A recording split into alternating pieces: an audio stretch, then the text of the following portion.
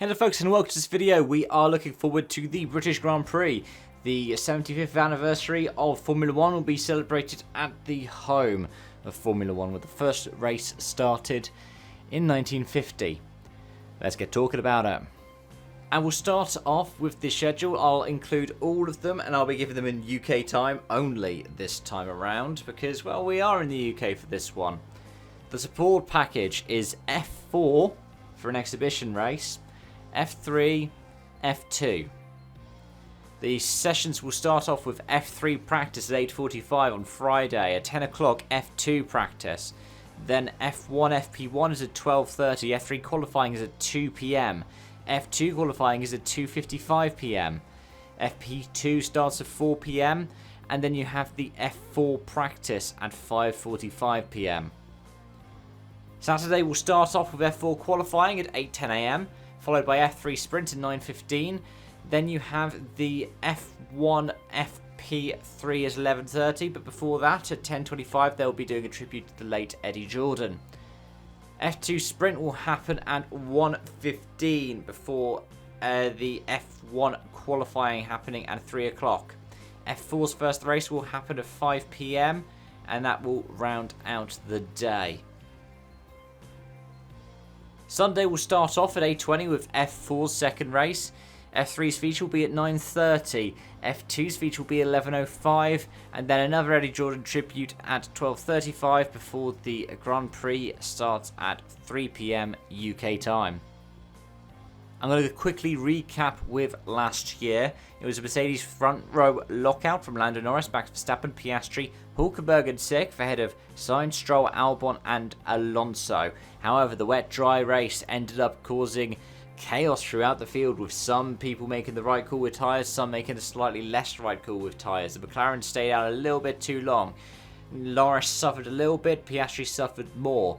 But the two drivers that benefited most from it were Max Verstappen, who was 1.465 behind the winner, Sir Lewis Hamilton. The first time that driver wins the race on a straight named after them, because I believe the naming of the Sir Lewis Hamilton straight happened after his knighthood, right? Was it there for 2021? I can't remember off the top of my head, but it was great. It was the first Grand Prix win that Sir Lewis Hamilton had after losing the 2021 championship. It's his first win of the ground effect era. And he did it at home in great form. And we could, in theory, see a repeat of it this weekend. Friday is going to be dry. The peak in temperatures 25 degrees, which is much nicer than the 30 plus we were having last week. It would have made last weekend be, if we were having after the F1, it would be a lot more like 2020 or 2013. Tyre failures everywhere. But Saturday and Sunday tell a different story. There is likely to be rain throughout Saturday morning. And then whilst it may remain dry for the time of FP3 in qualifying, it will rain again in the evening. And it will be raining throughout the day on Sunday. There may be some light drizzle around the time of the Grand Prix start, but it is expected to be raining on and off, precipitation as high as 55% at 1 PM. So BBC forecast is saying that we should expect rain for race day. Which, that is going to be very important to keep an eye out for over the course of the race weekend itself. It could be that we see some showers coming in. It doesn't look like it's going to be particularly heavy in the way of rainfall. And the air temperature is going to be a bit lower than what we had last time out in Austria. So it could be a good hunting ground for Mercedes. But we'll get onto that in a second. Because in terms of ones to watch, this has been one of the better tracks of McLaren. I remember the amazing 2023 start that Lando Norris had.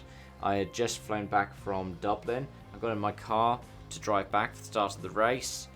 And I just sat there and watched the first lap before heading off home. And Norris's amazing jump into the lead off the start. McLaren have the chrome livery again this weekend. How amazing it's going to look? Well, we'll have to wait and see on that one. I think it's nice when you see special liveries that come back every once in a while, but I also appreciate the special liveries that are only for that year. So, for example, the sort of Senna tribute livery that we had at Monaco a couple of years ago, which was then replicated at the Indy 500 on the same day, as well as one of the McLaren Indy cars for the 500 having the 24 Hours Le Mans winning livery. That was a really nice one to have.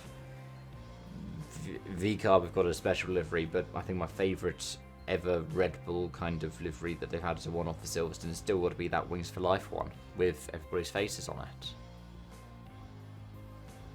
But, yeah, McLaren, expect them to do well.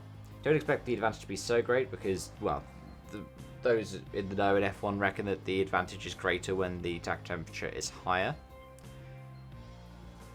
But, yeah, expect them to do as well as they always do.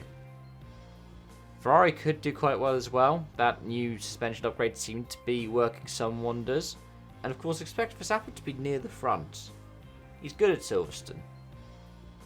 The car should be fine with the surface and the relatively low elevation change. It's not completely flat, the former airfield, but there is very little elevation change compared to, say, the Red Bull Ring last week.